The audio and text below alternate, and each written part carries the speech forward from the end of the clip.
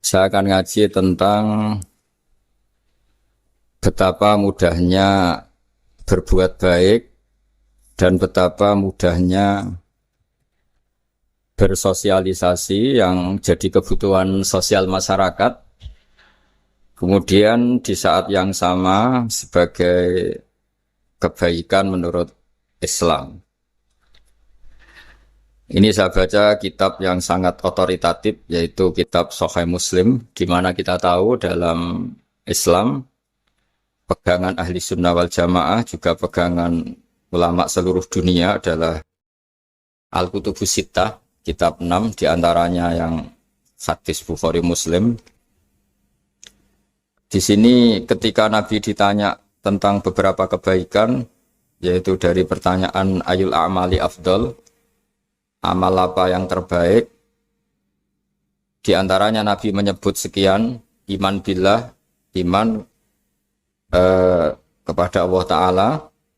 Kemudian ini yang penting dilakukan semua pemimpin, oleh bupati, oleh wakil bupati, oleh seluruh pemimpin, baik struktural maupun kultural, maupun pemimpin kecil, yaitu di keluarga. Yaitu Nabi ngendikan di antara misi Islam adalah memperdekakan budak. Kemudian ada yang lagi tanya lagi, fa'illam af'al. Lalu dari sekian kebaikan yang butuh biaya itu saya tidak mampu melakukan ya Rasulullah. Kalau nyumbang masjid saya tidak mampu. Kalau berbuat bikin fasilitas umum saya tidak mampu. Ada yang sekian pertanyaan dari sahabat, kalau misalnya kebaikan yang butuh biaya kami tidak mampu, termasuk di sini disebutkan kemampuan berhaji, kemampuan zakat, kemampuan sedekah. Kalau semua itu kami tidak mampu ya Rasulullah.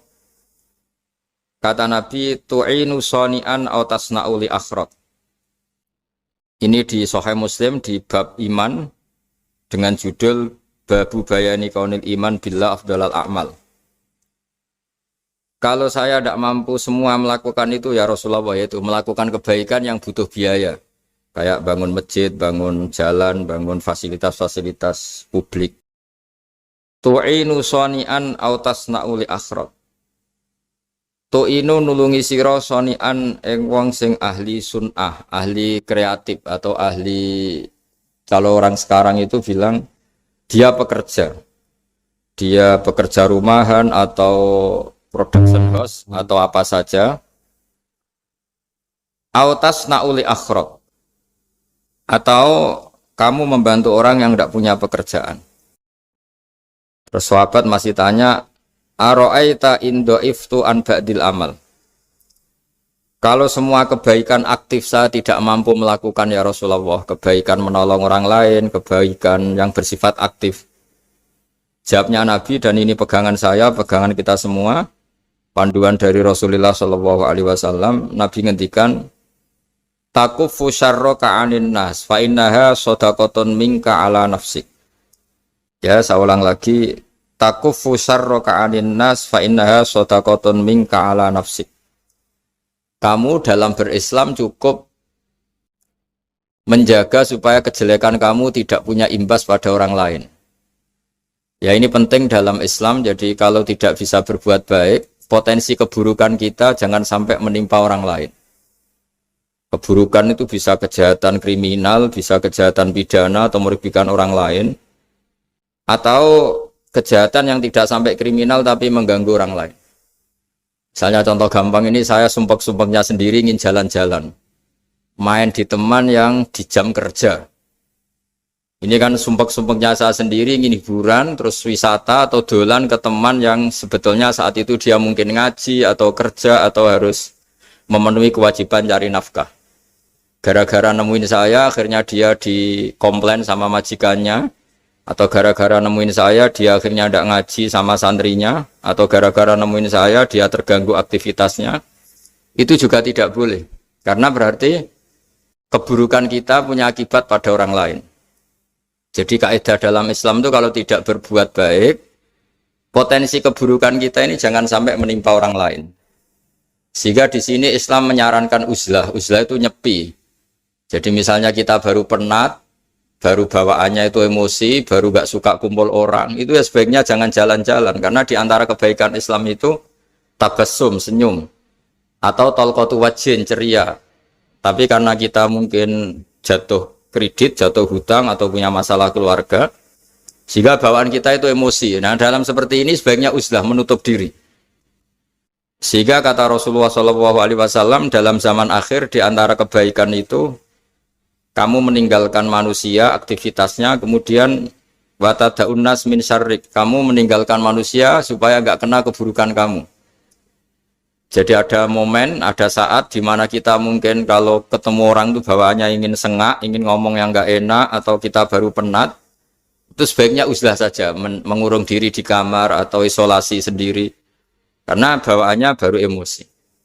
Nah, ini yang jarang dipraktekkan. Kalau sekarang malah banyak yang saat susah malah bawaannya ingin namam, ingin apa, menvonis orang lain atau ngadili orang lain. Padahal pesannya Nabi, kalau semua kebaikan aktif tidak bisa kamu lakukan itu, takuffu syarra ka'anin nas fa innaha shadaqatun minka ala nafsik. Sehingga keburukan kita, ya saya ulang lagi, keburukan kita yang ingin emosi, ingin apa, itu tidak punya akibat orang lain. Di sini kearifannya Rasulullah SAW, beliau masyhur ngendikan, layak dilqadi wa ghadban. Jangan sampai seorang hakim bikin keputusan ketika emosi, karena bawaannya orang emosi itu pasti nggak terkontrol intelektualnya, nggak terkontrol nuraninya, nggak terkontrol semua sifat baiknya. Itu kalau punya keputusan bahaya sekali. Sehingga Nabi dari awal ngendikan layak dilqadi wa ghadban. Orang yang sedang emosi tinggi jangan bikin keputusan penting. Kemudian oleh ulama diteruskan juga jangan bikin keputusan penting orang yang sangat lapar, atau yang sangat kenyang, atau yang sangat ngantuk, atau yang super sibuk. Jadi hal-hal yang potensi buruk dalam mengambil keputusan itu harus ditinggalkan. Sehingga misalnya bupati atau wakil bupati kalau sedang tidak nyaman dengan suasana apa, nggak boleh rapat kemudian memutuskan keputusan penting. Begitu juga kiai dan semuanya.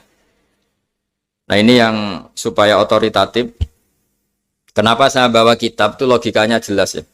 Kita sebagai dai, sebagai ustadz, atau sebagai mubalek, atau sebagai siapa saja, yang ingin kita wariskan ke umat Rasulullah adalah dawuh-dawuhnya Nabi.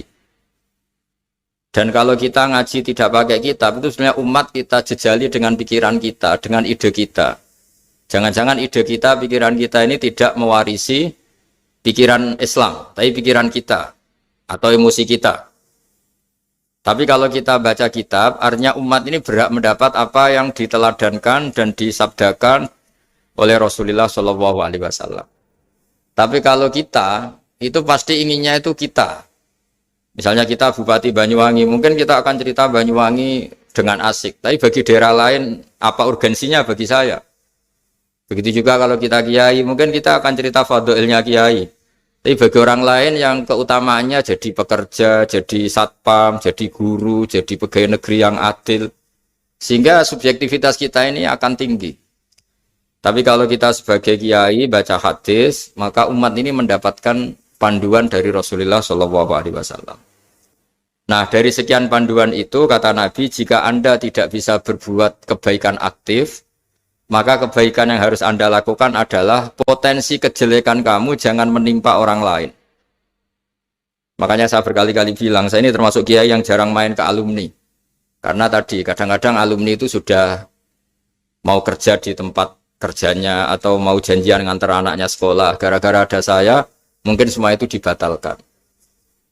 Sehingga silaturahim itu juga harus dimanage supaya tidak mengganggu haknya orang yang kita silaturahimi. Jangan sampai silaturahim jam 9, saatnya orang kerja, kemudian dia dapat peringatan dari pabriknya gara-gara sering didolani kiainya. Itu kan jadi ribet. Atau kiai karena sering didolani terus tidak ngaji, memetuki tamu terus, itu kan jadi ribet. Apapun itu, sehingga orang itu harus berpikir perilakunya itu tidak punya akibat la doror wa la diror. Jangan mengganggu dirinya, juga jangan mengganggu orang lain. Ini oleh Nabi disebut takuffu syarra ka'adin nas fa innaha shadaqatun minka ala nafsik. Sifat buruk kamu itu harus dijaga supaya tidak menimpa orang lain, dan itu berarti menjadi sedekah kamu atau amal kamu pada diri kamu sendiri. Jadi ini penting dimaklumatkan ke semua kita bahwa saat kita tidak bisa berbuat baik aktif, misalnya nggak bisa sedekah, nggak bisa menolong orang, setidaknya keburukan kita tidak menimpa orang lain. Nah, termasuk keburukan yang terselubung adalah kita punya pikiran yang menurut kita ini hebat, tapi bagi orang lain mungkin bahaya. Misalnya kita punya pikiran ingin jadi orang kaya raya yang dermawan. Itu artinya kan pikiran baik karena ingin jadi dermawan. Tapi artinya bayangkan orang lain tuh miskin semua butuh derma kamu. Mana mau orang lain kamu bayangkan miskin butuh derma kamu. Orang lain juga bayangkan dirinya kaya gak butuh derma kamu. Itu namanya kebaikan yang subjektif. Kamu ingin jadi kiai yang ngajarin orang banyak. Oke, itu baik. Tapi kan berarti kamu bayangkan orang lain gak bisa ngaji terus kamu saja yang bisa ngaji sehingga kamu yang ngajarin. Ya sudahlah, kebaikan itu udah usah muluk-muluk seperti itu. Jadi apa yang ditakdirkan kita jadi bupati ya jadi yang baik, menolong pekerja-pekerja yang baik. Saya kemarin diceritain banyak oleh Mas Anas aktivitas Pemda Banyuwangi yang menolong banyak orang, juga masyarakat juga saling menolong dan seterusnya dan terusnya. Jadi ini jelas maksud saya supaya bupati dan semuanya pemimpin melakukan kebaikan itu berdasar panduan dari Rasulullah SAW, di mana di antara aturan yang dianjurkan beliau adalah aktivitas kita sebagai manusia adalah tu'inu soni'an au tasna'uli akhraq. Ya, saya ulang lagi, saya ulang teks hadisnya secara lengkap supaya dapat berkahnya Rasulullah SAW. Ada beberapa pertanyaan dari sahabat, ya Rasulullah, jika saya tidak bisa berbuat baik yang berbiaya atau tidak bisa berbuat baik yang aktif, apa yang saya harus lakukan? Nabi ngendikan tu'inu shani'an aw tasna'ul asra. Kamu membantu orang yang bekerja atau kreatif, orang-orang yang kreatif atau pekerja apa saja kamu bantu dan bantu orang yang tidak punya pekerjaan. Terus ditanya lagi, qultu ya Rasulullah ara'aita in dha'iftu an ba'dil amal. Bagaimana kalau itu pun saya tidak bisa ya Rasulullah? Terus Nabi ngendikan tafuqifu syarraka 'anin nas fa innaha shadaqatun minka 'ala nafsik. Yang penting keburukan kamu tidak menimpa ke orang lain dan itu bagian dari sedekah kamu. Nah, perlu saya ingatkan ke semua kita lah. Makanya pentingnya membaca umat Islam dengan ilmu usul fikih. Saya berkali-kali bilang, jika ada seseorang tidur, itu jangan kamu baca sebagai tidur yang meninggalkan tahajud, meninggalkan sholat qiyamul lail, meninggalkan wiridan di malam hari. Tapi juga bacalah saat itu dia tidak dugem, tidak maksiat, tidak narkoba. Sehingga barokahnya ilmu itu ada respek pada umat Islam yang tidur. Karena tidur itu juga ada fungsi meninggalkan sekian maksiat, sekian kriminalitas. Tapi kalau kita kulino tidak baca dengan ilmu, maka melihat orang tidur itu ya kayak meninggalkan tahajud, meninggalkan wiridan, meninggalkan qiyamul lail. Sehingga bawaannya kita ini akan kurang respek. Tapi kalau kita membacanya dengan ilmu, orang yang tidur di malam hari, maksudnya ya sudah sholat isya, itu ada sekian potensi maksiat yang dia tinggalkan. Dia tidak ngerasani orang, tidak adu-adu orang di medsos, dia tidak dugem, tidak meninggalkan. Pokoknya ada sekian kebaikan dalam saat tidur itu. Ini barokahnya ilmu. Tanpa ilmu kita tidak bisa respek seperti ini. Karena bawaannya akan, oh ini malam-malam tidak tahajud, tidak wiridan, tidak apa. Tapi kalau kita dengan ilmu, itu akan membaca dengan tidur, artinya orang tidak maksiat, tidak dugem, tidak ngerasain orang, tidak ngata-ngatain orang. Nah di sini sadaqallahul azim ketika ngendikan wa min ayatihi manamukum billaili wan nahar. Termasuk ayat Allah itu orang tidur. Maksudnya tidur yang dengan dimaknai positif tadi, bisa istirahat, bisa meninggalkan maksiat, bisa apa-apa. Nah ini di sini hebatnya Rasulullah SAW ketika beliau memandu kebaikan. Di antara kebaikan itu apa? Takufu syarroka anin nas fa innaha shadaqatun minka ala nafsik. Kamu, potensi buruk kamu atau keburukan kamu jangan sampai menimpa pada manusia, pada orang lain. Dan itu bagian dari sedekah kamu. Ya, saya mohon maaf sama Bu Bupati, sama semua Pemda, sama Wakil Bupati karena saya tidak bisa lama-lama. Saya punya wadifah. Tadi ini pun sudah ngurting ngaji saya karena saya harus ikut ngaji di sini. Dan mari sama-sama berdoa. Al-Fatihah. Jadi status kehambaan ini kita mantapkan dulu. Jangan ada status lain kita di depan Allah kecuali status kehambaan.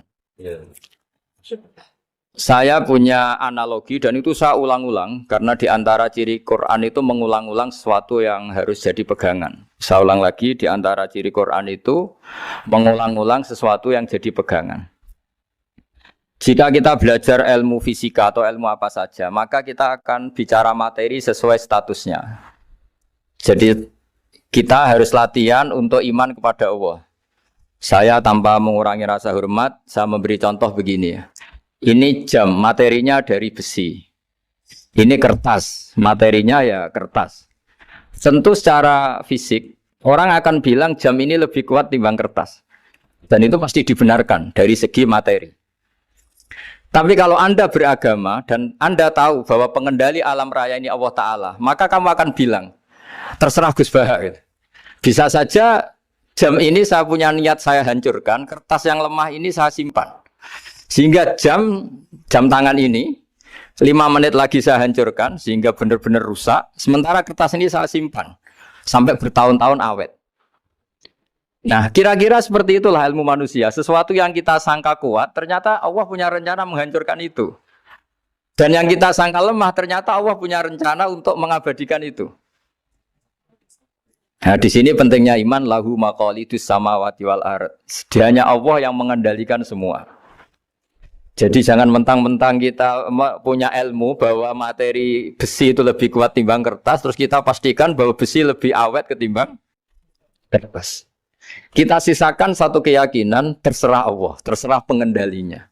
Nah itu agama, bilang terserah pengendalinya itu agama. Ya mungkin tadi aja problem sinyal, saya ulang lagi. Ibarat saya ini megang jam tangan, yang materinya dari besi. Ini kertas yang materinya lemah. Tentu kita akan bilang bahwa jam atau besi lebih kuat ketimbang apa? Kertas. Tapi Anda salah. Anda harusnya ngomong bahwa terserah pengendalinya. Bisa saja saya punya rencana menghancurkan besi ini sehingga 5 menit lagi hancur. Dan saya ingin mengabadikan kertas ini saya simpan di tempat yang aman. Nah kira-kira agama itu bukan anti ilmu. Sehingga agama boleh kamu mengatakan besi ini lebih kuat ketimbang kertas. Tapi harus kamu tambahi dari segi materi. Tapi kalau dari segi pengendalinya maka kita jawab terserah Allah Subhanahu wa ta'ala. Nah ini di sini pentingnya beragama. Jadi meskipun Mars tuh kayak apa kuatnya, bumi, gunung kayak apa kuatnya. Ternyata gunung yang kita kira kuat, ternyata nyimpan magma yang potensi meledak. Yang gunung kecil, yang kelihatan dari pasir kecil yang tidak berdaya, ternyata nggak nyimpan magma, jadi nggak direncanakan untuk diledakkan. Itu, nah agama itu seperti itu, yang disebut di surat Yasin misalnya Allah itu siapa? Biyadihi malakutu kulli, yang dalam kendalinya itu semuanya di alam raya ini. Sehingga di kehidupan nyata juga sama. Ada orang yang nekuni ilmu ekonomi, tapi miskinnya Masya Allah.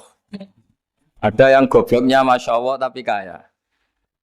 Ada kiai yang punya doa banyak, hidupnya biasa. Yang nggak punya doa kaya. Itu saya pernah baca di sebuah hadis qudsi. Ada riwayat begini. Nabi Musa ketemu Allah ditanya. Limadza kata Allah. Kenapa saya memberi rezeki orang yang bodoh? Mak itu orang yang bodoh sekali. Kadang tak ciptakan dia jadi orang kaya. Dan yang pintar ekonomi kadang tak ciptakan jadi orang miskin. Si Nabi ini tanya, kenapa ya Allah? Supaya dia tahu yang mengendalikan rezeki itu saya, bukan ilmunya dia. Katanya. Jadi banyak orang, misalnya kita yang pintar, dipekerjakan orang yang nggak pintar. Yang punya pabrik tidak pintar, mengerjakan orang yang pintar. Jadi ya kira-kira agama itu seperti itu. Sehingga dalam kita beragama itu yang paling ditekankan itu tawadhu. Tawadhu itu merasa sopan atau memang sopan betul. Kalau dalam Ihya disebut sekiranya Anda tidak bisa tawadhu secara rasa, tawadhulah secara ilmu. Saya ulang lagi ya, sekiranya Anda tidak bisa tawadhu secara rasa, tawadhulah secara apa? Ilmu. Karena ilmu itu akan abadi. Saya beri contoh begini. Saya ini kan misalnya kiai di kampung saya atau di kecamatan saya. Saya mungkin bisa merasa hebat karena saya tokoh di sini. Tapi pastikan sebelum ada saya yang bernama Baha ini, agama sudah jalan. Dan di daerah lain yang nggak kenal saya juga agama sudah jalan. Betapa tidak pentingnya saya di kawasan-kawasan yang nggak butuh saya atau di era yang sebelum ada saya. Nah dengan ilmu seperti itu orang pasti tawaduk karena dia tahu daerah yang nggak ada saya ternyata ya ada masjid, ada agama. Periode yang sebelum ada saya juga agama jalan. Sehingga kita tidak kumo luhur, wah kalau nggak ada saya agama nggak jalan. Zaman Wali Songo tidak ada saya agama ya jalan. Ekonomi juga gitu. Kalau Anda pakar ekonomi yang mensejahterakan rakyat, cara tawaduk itu kalau nggak bisa dengan rasa, dengan ilmu. Sebelum ada kamu banyak orang kaya. Banyak orang yang nggak kenal kamu juga kaya. Banyak periode yang saat itu udah ada Anda juga kaya. Berarti Anda ini tidak siapa-siapa. Makanya saya pernah didatangin seorang profesor, ini kisah nyata. Gus, sebetulnya saya dengan bapak saya itu pinter mana? Bapak saya itu tidak tamat SD, tapi saya bisa profesor. Saya ini profesor, anak saya naik kelas saja sudah senangnya bukan main. Setidaknya ini orang bodoh bisa menciptakan orang pinter, yang orang pinter kesulitan menciptakan orang pinter lagi. Nah, kalau kita tidak bisa tawaduk secara rasa, tawaduklah secara ilmu. Ikhlas juga gitu, saya sering ngajarkan ikhlas di beberapa kesempatan ngaji. Kalau Anda tidak bisa ikhlas secara rasa, ikhlaslah secara ilmu, pasti bisa, bukan mungkin bisa, pasti bisa. Secara ilmu, makanya di Quran disebut fa'lam annahu la ilaha illallah. Ilmu, fa'lam itu dari kata ilmu. Saya beri contoh, saya mulai kecil sampai sekarang saya sekitar umur 50 tahun. Mulai kecil sampai sekarang itu ya bilang kalau kertas ini putih. Itu ya ada yang gaji, ada yang bayar. Tapi saya selalu bilang kertas ini putih. Yang hitam ya saya katakan hitam, yang merah saya katakan merah. Kenapa? Karena itu fakta. Saya ulang lagi, karena itu fakta. Sehingga saya untuk mengatakan putih tidak perlu ada yang bayar. Sehingga ketika kita latihan sholat, latihan ibadah, dan mengakui Allah itu sebagai Tuhan kita akan malu. Loh, faktanya Allah itu kan Tuhan. Mau mengatakan fakta kok minta upah ini gimana? Kita mengatakan Allah Tuhan itu sama dengan mengatakan kertas ini putih. Sama-sama itu fakta. Sama seperti saya mengatakan Pak Jokowi itu presiden kami. Itu kan fakta. Masa nunggu kalau dikasih BLT katakan presiden. Kalau enggak ya enggak. Itu kan ribet jadi. Pak Manut misalnya rektor UGM. Mbok saya enggak digaji di sana atau enggak kerja di sana bilang kalau beliau itu rektor. Pak Ganjar gubernur Jawa Tengah. Mbok saya dikenal apa enggak ya beliau tetap gubernur. Lama sekali kita mengatakan fakta itu ikhlas. Ikhlas itu artinya enggak minta apa-apa. Karena kita ingin ngomong sesuai fakta. Nah Allah Tuhan itu fakta gitu. Nah kenapa untuk mengatakan Allah Tuhan nunggu? Dah saya ini Tuhan kamu. Ya nunggu dulu Gusti kalau engkau masukkan kami ke surga, engkau Tuhan. Kalau enggak ya enggak jadi. Itu enggak bisa seperti itu. Ya Allah tetap Tuhan. Nah, kalau Anda tidak bisa ikhlas secara rasa, ikhlaslah secara ilmu. Ilmu ya tadi kita akan selalu bilang yang putih, putih, yang hitam, hitam. Makanya ini pentingnya ilmu. Tawaduk juga gitu. Kalau Anda ditakdir orang yang GR, yang gede rumongso, ditakdir orang yang kumo luhur, secara rasa bisa dilawan secara ilmu. Ada periode di mana sebelum ada kita yang kaya ya banyak, yang dapat hidayat ya banyak, yang terpelajar ya banyak. Ada daerah yang nggak kenal kita, nyatanya pendidikan di situ jalan, sistem sosial baik. Betapa tidak pentingnya kita. Nah ini nanti memaksa kita atau melatih kita untuk tawaduk. Nah dari hikmah ilmu itu kemudian kita minta maaf sama orang lain itu mudah. Karena kita sadar bahwa adanya kita ini problem. Saya sering digojlok orang-orang kaya. Orang-orang kaya itu ya kadang agak kurang ajar tapi nggak bisa dibantah. Begini, pernah tanya saya gini, Gus, saya ini punya mobil mahal, harganya 2 miliar. Kayaknya yang berak pakai jalan raya saya kan. Bisa, bayarnya pajak saya mahal. Sehingga kayaknya paling pantas saya. Yang naik ontel itu kan nggak bayar pajak. Harusnya nggak boleh pakai jalan gitu. Terus saya bilang, mbah-mbahnya yang naik ontel itu pejuang, bapak kamu enggak. Kamu enggak warisnya. Artinya ada teori dalam kitab hikam itu kitab tasawuf dalam pesantren. Itu kebaikan saja di soal. Misalnya begini, kita ini bangga sebagai urip yang tertib. hidup yang tertib di kantor, di tempat-tempat pekerjaan. Tapi kalau itu semua terjadi, kalau ada kecelakaan di jalan itu nggak ada yang nolong langsung. SAR paling efektif, tim penolong paling efektif ya orang-orang nganggur itu. Orang-orang yang di jalan-jalan, di perapatan itu kalau ada kecelakaan langsung nolong. Itu nanti ambulan itu yang kedua, ketiga, yang nolong pertama ya orang-orang yang nganggur-nganggur di jalan itu. Ada orang tersesat nolong. Maka ketika seorang sahabat tanya, ya Rasulullah kalau engkau melarang kita jagongan di jalan, itu kita tidak bisa. Tapi kata Nabi, ya silahkan saja, tapi adu haqq thoriq, kamu di jalan itu datangkan. Apa itu? Ya kamu bisa amar ma'ruf nahi mungkar. Coba kalau di terminal, di tempat publik banyak orang yang soleh, itu nanti copet ya sungkan. Yang mau jambret ya sungkan, karena yang di situ orang-orang soleh. Nanti yang nggak sholat juga sungkan, karena yang di situ banyak yang sholat. Jadi kenyamanan orang pergi jauh di tempat-tempat sepi itu ya barokahnya orang-orang nganggur terus ngaji, wah nengkono masih rame, ada orang yang di perapatan, di pertigaan. Bayangkan kalau ini orang-orang soleh, pasti itu nyaman. Karena wilayah publik dihuni orang-orang yang soleh. Tapi orang pasti bilang itu nggak tertib. Kita inginnya hidup ya tertib di kantor atau yang suka di masjid, di masjid. Tapi kalau itu terjadi, itu nggak ada tim SAR gratis yang setiap saat kalau ada orang kecelakaan nolong. Makanya dalam makalah hikam itu paling masyhur diantaranya itu manusia itu siapa? Manusia itu mangkanat mahasinuhu masawiyah, fakih falatakun masawihi masawiyah. Manusia itu orang yang saat baik saja ada salahnya, apalagi masalah. Jadi kalau kamu punya toko lagi laris dan saat laris itu Anda ngerumat keluarga Anda melakukan kebaikan pada keluarga Anda, pasti ada toko lain yang termahjubkan, yang tersingkirkan. Makanya saya pernah diskusi sama kiai besar, guyonan sama saya. Kita kalau kiai besar sebaiknya kalau diundang di musala kecil datang apa enggak? Kata kiai yang satu, jangan datang Gus, itu jatahnya kiai kecil. Terus kata yang satu, datang Gus sebagai bukti tawaduk bahwa kita kiai besar pun mau diundang yang kecil. Akhirnya kita ini ya kadang datang kadang enggak, karena kadang kita enggak datang supaya jatah rezeki kiai kecil enggak terambil. Kadang ya mau datang supaya dikira tawaduk. Makanya kalau seorang profesor sering terubah di bawah itu ya kasihan yang S1, SPDI itu kan nanti enggak jadi bintang kalau profesornya sering turun. Kalah terus itu. Jadi kadang-kadang itu orang itu harus berpikir secara ilmu, jangan rasa terus. Jadi itu ilmu.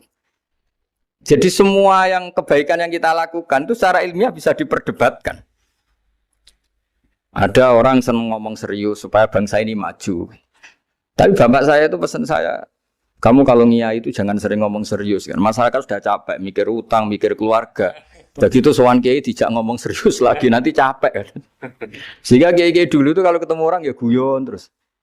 Karena tahu masyarakat sudah capek. Sudah banyak yang takut tanggal kredit gitu. Sudah takut tanggal kredit, takut problem sowan kiai diancam neraka lagi, itu kan ketakutan berkali-kali. Jadi makanya ini kan kebaikan itu dievaluasi karena kita tidak nabi, tidak wali. Jadi kalau kata hikam itu apa yang Anda kira baik itu ada masalah. Apalagi sedang masalah. Saya sering cerita ada orang suami istri harmonis sekali. Itu tanyakan ibunya, pasti mulai gak peduli dengan ibunya karena terlalu harmonis dengan istri. Tapi itu pasti bukan mungkin lagi. Jadi jangan tanya istrinya, tanya ibunya. Oh, jok nikah lupa saya, ngalor ngidul sama istrinya. Tanyakan temannya, wah itu jok nikah lupa temennya. Tapi yang baik sama teman, tanyakan istrinya, jatah belanja untuk ngopi. Begitu terus itu. Jadi siklus sosial itu. Nah, di sini pentingnya saling minta maaf karena dalam kebaikan kita pasti ada kesalahan. Ketika karir kita baik di pemerintahan maupun di kampus, pasti dengan sendirinya ada yang agak tersingkirkan. Meskipun itu sudah hukum alam, tapi apapun itu kita harus minta maaf. Makanya banyak saya sering cerita berkali-kali. Dulu itu ada dua nabi yang seangkatan. Itu luar biasa debat ilmiahnya, tapi debat baik. Mulai dulu ya ada. Polemik itu ya mulai dulu ya ada. Yang Nabi Yahya itu suka berkawan orang-orang soleh. Kalau ditanya kenapa kamu berkawan orang-orang soleh, ya enak lah karena berkawan orang soleh. Yang Nabi Isa sering berkawan orang-orang yang nggak jelas. Ditanya, kenapa Anda suka berkawan orang-orang yang nggak jelas? Innama ana tabibun udawil mardo. Nabi dan kiai itu ibarat dokter, ya tentu menyembuhkan yang sakit. Sakit. Kalau Anda seorang dokter, pasti neliti daerah-daerah pandemi. Masa neliti daerah sehat? Nah, jadi dulu bapak wasiat ke saya gitu. Kau nak jadi kiai kok bengkel. Jadi kiai itu kayak bengkel. Kalau nggak siap dadani orang nggak jelas ya jangan jadi kiai kan. Itu ya. Tapi kan masalahnya kita sendiri solehnya pas-pasan. Takut terkontaminasi. Jadi yang jelek bukan jadi baik. Kita yang baik jadi jelek. Nah itu kan mulai dulu ya polemik. Sejauh mana kita punya kekuatan untuk tidak terpengaruh yang negatif. Yang negatif terpengaruh kita menjadi positif. Jadi ini cerita-cerita sawalan bahwa dalam kebaikan kita itu ada kesalahan. Maka kita tetap istighfar, tetap saling minta maaf. Dulu bapak saya kalau diceritain ada seorang kiai sampai sepuh jadi imam masjid, istiqomah sekali. Dulu bapak saya itu guyu. Ya istiqomah, tapi wong liya terus ra iso dadi kader. Jadi calon-calon kiai ini sudah putus asa karena nggak pernah punya kesempatan jadi imam. Jadi di balik istiqomah itu ya ada memahjubkan orang lain. Makanya alhamdulillah di Indonesia itu ada pegawai pensiun. Kalau enggak habis itu. Karena yang anyar-anyar itu mesti ini kurang pengalaman, ini kurang senior. Tapi barokahnya ada pensiun kan gantian. Tapi masalahnya di dunia kiai itu udah ada pensiun. Tambah sepuh tambah mantap, tambah sepuh tambah mantap. Nah itu sebaiknya ya mulai mundur-mundur sedikit dari imam masjid itu. Ya nyari-nyari yang lain lah supaya ada kaderisasi, ada. Jadi intinya itu di balik kebaikan yang kita lakukan pun itu ada masalah sehingga kita butuh istighfar. Di sini pentingnya dawuhnya para wali-wali dulu ada istilah wastighfaruna yahtaju ilal istighfar. Ketika kita minta maaf, sebetulnya minta maaf sendiri itu butuh minta maaf lagi. Minta maaf lagi itu butuh minta maaf lagi. Misalnya saya dengan Mas Hilmi ini akrab, pernah pakai uangnya misalnya. Itu kadang kita bayar itu malah tersinggung. Kok kayak orang lain saja bayar. Minta maaf juga gitu. Kalau kamu punya teman akrab, terus minta maaf resmi itu tersinggung. Kayak wong liya ae jaluk sepuro. Jadi kadang jaluk sepuro itu malah masalah. Itu kan sama. Kamu punya teman akrab, terus kalau mau main, assalamualaikum, sakit masuk nopo boten, angsal boten. Boleh enggak main? Itu mesti teman kamu tersinggung. Kok kayak orang lain saja. Artinya ketika Anda merasa benar karena protokoler ketika masuk ke teman, ternyata itu salah. Teman kamu maunya enggak protokoler karena sudah akrab. Tapi ketika kita merasa akrab, ternyata selonang-selonang dianggap problem. Kita tidak pernah tahu. Nah di sini kata ulama-ulama, minta ampun itu kebutuhan manusia. Karena dalam kebaikan kita pasti ada kesalahan. Makanya disebut wastighfaruna yahtaju ilal istighfar. Kita selalu diajari Rabbana dzalamna anfusana. Ya Allah, kita ini selalu mendolimi diri kita sendiri. Jadi saat kita baik pun ada unsur kesalahan. Yaitu tadi, kalau Anda jadi orang pasti ada yang termahjubkan. Kalau Anda kiai besar atau profesor atau pejabat turun ke bawah. Ya kalau gubernur turun terus ya bupati gak jadi bintang. Kalau saya kiai besar misalnya turun terus ya kiai kampung itu ya kasihan. Saya pernah diundang Manakipan tidak datang itu kiai kecil bilang matur nuwun Gus gak teko. Aduh iwake gak untuk saya katanya. Barokahnya saya ada. Itu lucu ya matur nuwun betul. Matur nuwun Gus jenengan gak dugi jadi. Akhirnya jatah besarnya untuk saya. Nah, tapi yang punya rumah komplain. Gus udah ngeratau teko PP aku wong cilik. Nah ini saya harus mendahulukan versi Soibul Bed yang punya rumah apa versi Kiai yang termahjubkan. Artinya pilihan apapun saya harus istighfar karena ada saja unsur salahnya. Ya makanya ini kan makanya ya saya minta UGM juga saya sering undang saya terus nanti dikira karena kampus besar Gus Bak mau juga keliru lagi. Kalau 1-2 kali mungkin boleh, kalau keseringan ya nggak boleh. Nanti itu dikira saya maunya hanya sama kampus besar, padahal saya sama RT ya sering datang juga. Nah ini yang terakhir saya bacakan teks otoritatif sebagaimana janji saya. Kata Rasulullah SAW di sebuah hadis. Ini terakhir nanti supaya nggak lama-lama saya juga punya wadhifah. Ada orang itu punya hutang. Hutang itu ya hutang, memang hutang. Singkat cerita orang itu tidak bisa bayar sampai akhirat. Dan aturannya Allah, orang yang punya hutang tidak bisa bayar ini harus diaudit, harus diselesaikan di akhirat. Kalau tidak bisa diselesaikan di dunia, diselesaikan di akhirat.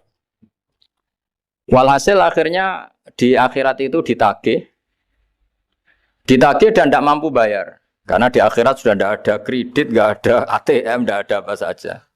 Terus kata Allah, solusinya kebaikan kamu dikasihkan yang ngutangi. Ternyata kebaikan dia tidak cukup juga. Bayarnya apa? Kejelekan yang ngutangin dikasihkan yang utang. Kayak apa celakanya? Kebetulan yang ngutangi salahnya buahnya, ini kan repot. Tapi Allah itu tidak suka kalau ada orang mukmin yang satu saudara kemudian masuk neraka karena saudaranya ini. Kata Allah, jika ini masuk neraka berarti disebabkan komplain atau ketidakikhlasan temannya yang mukmin. Masa orang mukmin menyebabkan mukmin yang lain masuk neraka? Allah tidak ingin. Makanya di antara nikmatnya beragama itu ukhuwah, persaudaraan. Baik persaudaraan atas nama iman atau atas nama kebangsaan atau atas nama kemanusiaan. Akhirnya si yang ngutangi ini tadi, jangan dibahasakan kreditur, nanti kita kayak bangunnya yang ngutangin nanti. Ya bahasa gampangnya yang ngutangin, karena tidak semua orang ngutangnya sama bank. Sama Allah ditunjukkan satu surga yang luar biasa. Nanti tak baca teks Arabnya ya, supaya dapat berkahnya bahasa Arab. Terus saking mewahnya surga itu, si yang ngutangin tanya, ya Allah itu untuk nabi siapa? Karena semewah itu pasti untuk kelas nabi. Atau untuk wali siapa? Katanya, terus kata Allah, sabda Allah, untuk siapapun yang mampu membeli. Lalu siapa yang bisa membeli surga semewah itu? Kamu bisa. Terus, dengan apa ya Allah? Kamu mengampuni teman kamu itu. Kamu bebaskan dari utangnya. Nanti tak kasih surga itu. Terus, akhirnya sama Allah, kata orang itu, ya Allah saya bebaskan. Ya sudah, kamu berdua masuk surga. Karena Allah tidak ingin ada kasus aneh. Dua orang mukmin ini kan bersaudara. Masa bersaudara kemudian yang satu menjadi penyebab masuknya neraka karena ini tidak mau memaafkan. Artinya kalau kita syawalan itu harus benar-benar mau memaafkan, karena kalau tidak Anda menjadi penyebab teman kamu masuk neraka. Jadi kita janganlah jadi orang mukmin yang menjadi problem bagi saudara kita. Jadi makanya saya itu berharap ada wali utang saya tidak bisa bayar, karena ini masih dibela-belain Allah ini. Karena Allah nggak ikhlas kalau ada walinya masuk neraka. Jadi kalau ada wali utang kamu, itu utangin saja, doain nggak bisa nyaur, no? Nggak bisa bayar. Nanti ini akan dibela-belain Allah di akhirat. Karena wali ini nggak pantas masuk neraka. Ya, jadi kalau ada wali utang kamu mau bayar, sudah Anda tidak usah bayar, nanti di akhirat saja. Lah yang ribet kalau yang kamu utangin dia ahli neraka, kamu nagihnya disuruh masuk neraka. Nah, itu ribet itu. Sudah utang dia ahli neraka. Ya tak baca teksnya supaya ini ada di kitab Ihya halaman 197 juz 2. Status hadisnya waqala shahihul isnad, kata Imam Hakim, hadis ini shahihul isnad. Saya baca Arabnya nanti insyaallah sebagian ya supaya kelihatan teks aslinya di bab hukukul muslim. Bainama Rasulullah sallallahu alaihi wasallam jalisun izdhika hatta badat sanayahu. Nabi ketika santai-santai duduk tahu-tahu tertawa sampai gigi depannya itu kelihatan. Jadi tertawa sangat sampai gigi depannya kelihatan. Yang notabene beliau sering hanya senyum, kali ini tertawa betul sampai gigi depannya kelihatan. Faqala Umar radhiyallahu anhu ya Rasulullah bi abi anta wa ummi malladhi adhakaka. Apa yang bikin kau sampai tertawa seperti itu? Qala rajulani min ummati jasaya baina yaday rabbil izzah. Dua lelaki dari umatku sama-sama sungkeman nuntut keadilan di depan Allah. Jasaya itu sungkem, duduk bersimpuh itu kalau dalam bahasa Arab itu apa? Namanya jasiyah. Faqala ahaduhuma ya rabbi khudli mazlamati min hadza. Faqala wa rudda ala akhika mazlamata. Qala ya rabbi lam yabqali min hasanati syai'un. Faqala wa ta'ala li talib kaifa tasna'u bi akhika wa lam yabqalahu min hasanati syai'un. Faqala ya rabbi falyahmil anni min auzari. Kalau kebaikannya dia tidak cukup, ya salah saya supaya dilimpahkan ke dia. Terus summa fadat aina Rasulillah sallallahu alaihi wasallam bil buka. Nabi di tengah-tengah cerita itu nangis. Senangis-nangisnya karena habis seneng lalu nangis karena ini kan kebaikannya sudah dikasihkan habis enggak cukup. Akhirnya kejelekan yang utangin ini diberikan. Makanya kalau kamu ingin masuk surga, utangi orang-orang soleh sebanyak-banyaknya. Dan doain nggak bisa apa? Nyaur. Tapi tak jamin orang soleh itu nggak suka utang. Karena hidupnya sederhana ini. Kayaknya saya tidak akan utang Mas Ilmi itu. Karena orang soleh itu hidupnya sederhana, pasti tidak butuh. Kalaupun utang paling ya untuk makan kan gampang nyaurnya apa? Terus kata Rasulullah, faqala inna dzalika yaumun azimun yauma yahtadun nasu fihi ila yuhmala anhum min auzarihim. Terus fayaqulu wa ta'ala lil mutadzallim irfa basarak. Coba kamu lihat yang di sana itu ada apa?